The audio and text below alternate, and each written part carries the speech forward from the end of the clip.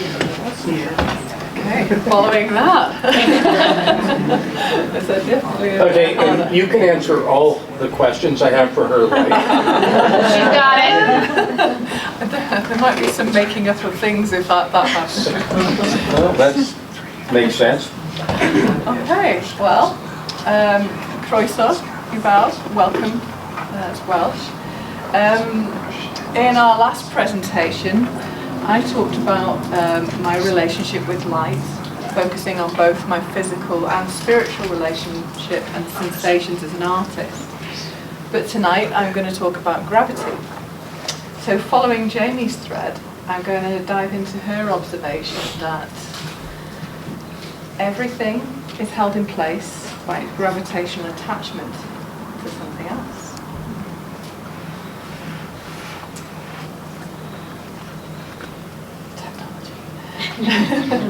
Now, the ancient Greek philosopher Aristotle had some interesting things to say on this subject. He said that objects fall because each of the four elements, earth, air, fire and water, have their natural place.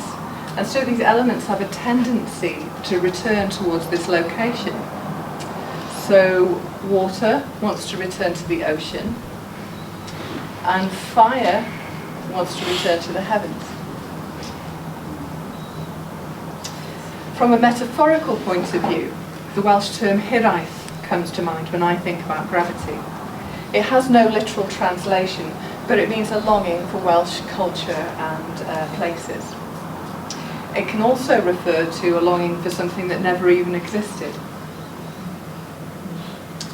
In her book, Braiding Sweetgrass, Robin Wall Kimmerer recalls the words of an indigenous chief in Alaska who introduced himself as a boy who was raised by the river. She says it was a description as smooth and slippery as river rock. Did he mean only that he grew up near its banks? Or was the river responsible for rearing him, for teaching him the things he needed to live? Did it feed him body and soul? Raised by a river, I suppose both meanings are true. You can hardly have one without the other. Now this really resonated with me. I've been here almost 20 years now. I come from Wales. I came here and fell in love with an American man. There he is. And we started a family. We live by the Upper Truckee River in Christmas Valley, and I walk the trails every day. Most of my work over the past few years has been influenced by the flow of the river. I just love watching the eddies and pools, glides and flows, and I'm fascinated by the constant transformation. And the river really has changed me.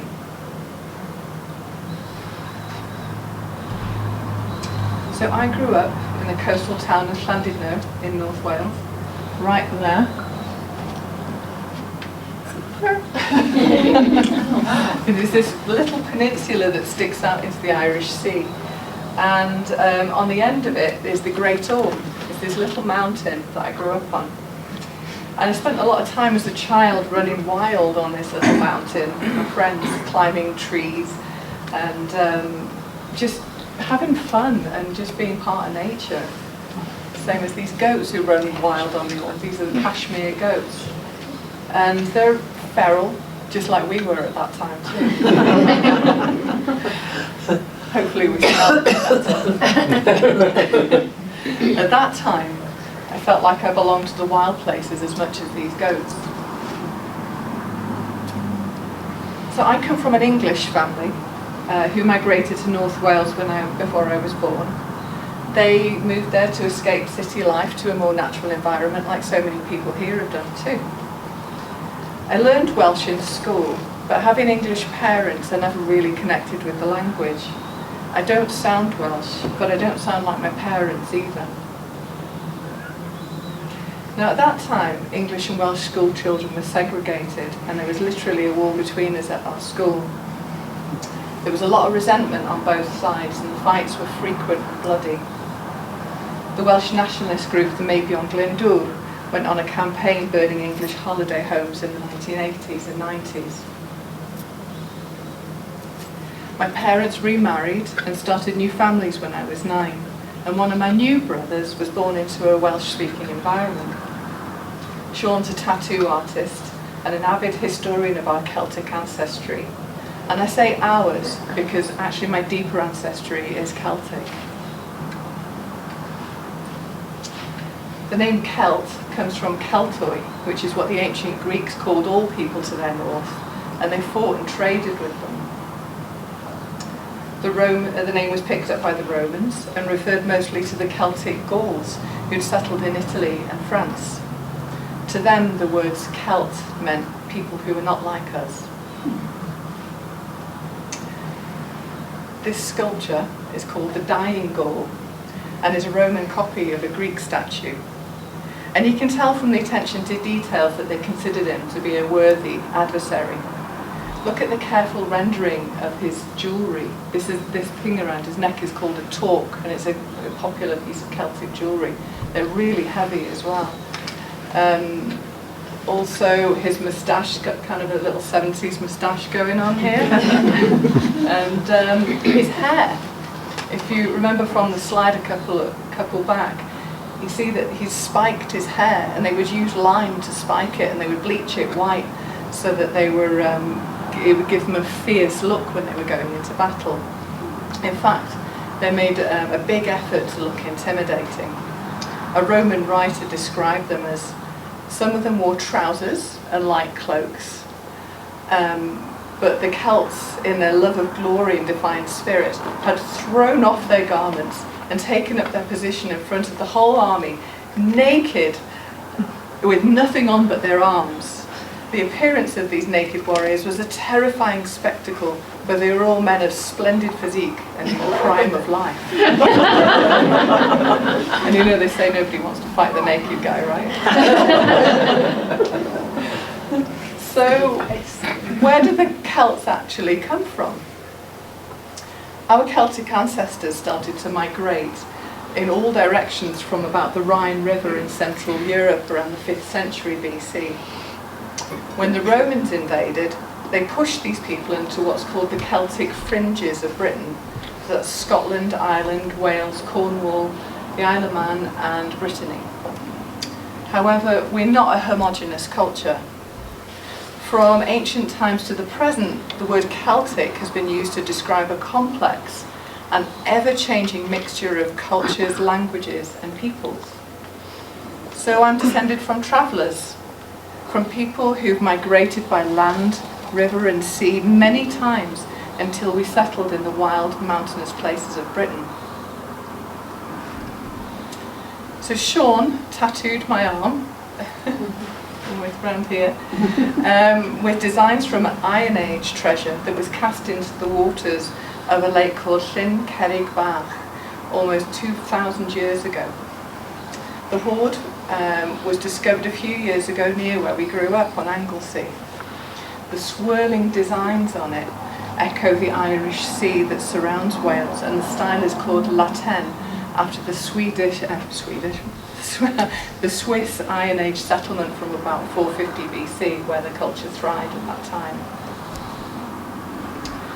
And this is Sean. He says, museums are where ancient people can speak to us. They're temples for communication from the artists who came before us to the present day.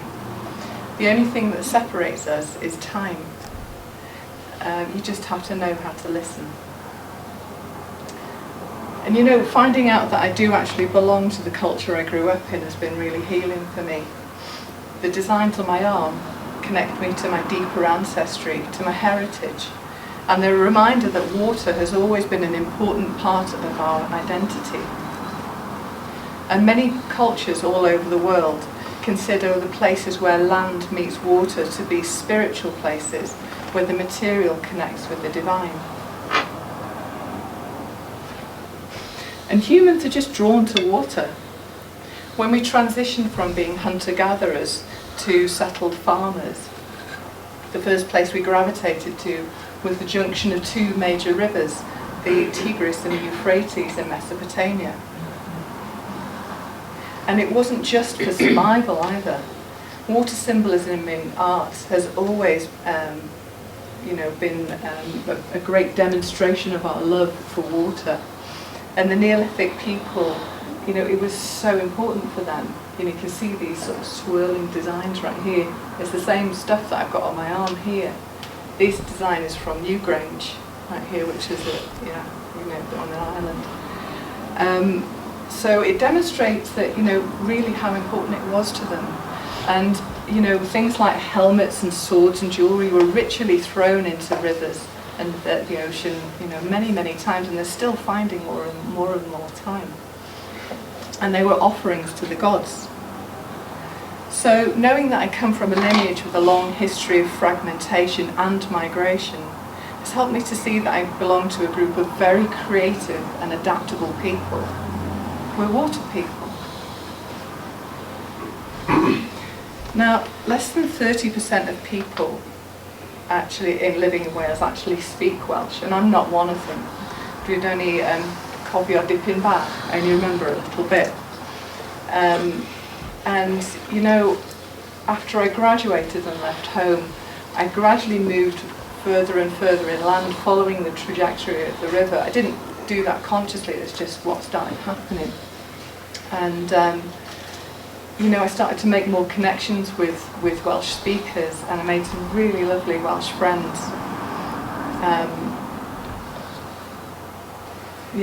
And it's just amazing to be around them, because they've got all of these generations of history embedded into their language and their homes and their lives. It took me a long time to sort of feel like I even had a right to be there. Now, I've been taking Sean out sketching since he was a little boy.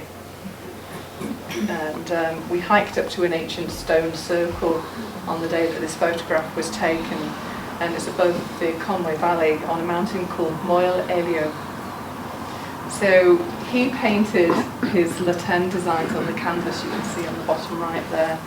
And at the same time he was singing in Welsh in this deep baritone. He's always singing, It's a classic kind of stereotype of the Welsh man, he's always singing. And so I was drawing in charcoal at the same time. And, it started raining, as it does in Wales a lot, and it ruined the sketch, but it doesn't matter, it just didn't matter, because it was a moment of connection, to the land, to our history, and, to each other. Until the past few years, I created bodies of work that were separate, self-contained explorations of a single place or a subject. But by reconciling the fragments of my belonging, I'm seeing less and less separation between Wales and Tahoe, and really wherever I travel in the world, and this was Japan for earlier this year. And now I'm allowing all of these places to meander freely through my work, instead of seeing them as separate. And wherever I go, I feel this gravitational pull towards the river environment, and the familiarity of places where water meets land. Being near a river feels like a homecoming. The shade provided by overhanging alders and pine trees feels like a sanctuary. The quiet space where moss and ferns can grow feels so familiar. And the river just feels like a safe place to be childlike, to look in awe at reflections and aquatic flowers. These little buttercups were growing out of the river, and it reminded me of making daisy chains when we were kids and crowning each other with them,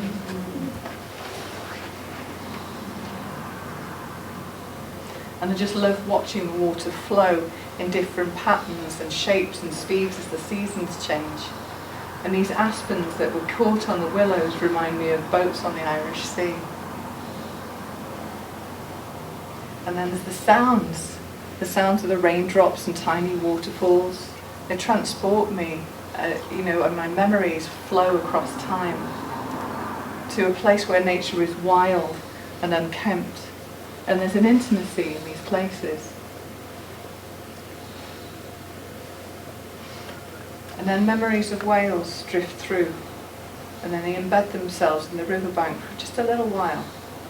And then eventually they untether themselves and drift down the river, carried like leaves on the current of time.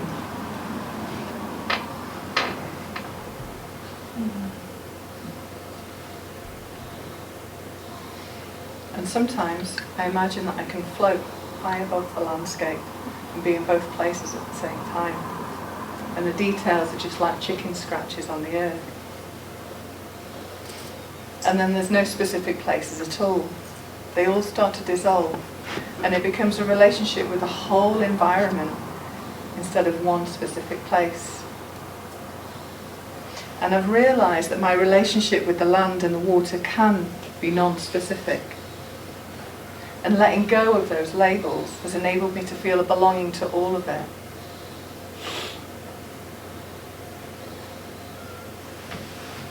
So my hirais is a longing for wholeness, a longing to belong. And now I know that I belong to the river of life. So on that note, I'll leave you with some wisdom from one of the masters of gravity and transformation, Bruce Lee. He said, empty your mind, be formless, shapeless, like water. You put water into a cup and it becomes the cup. You put water into a bottle and it becomes the bottle. You put water into a teapot and it becomes the teapot. Water can flow or it can crash. Be water, my friend.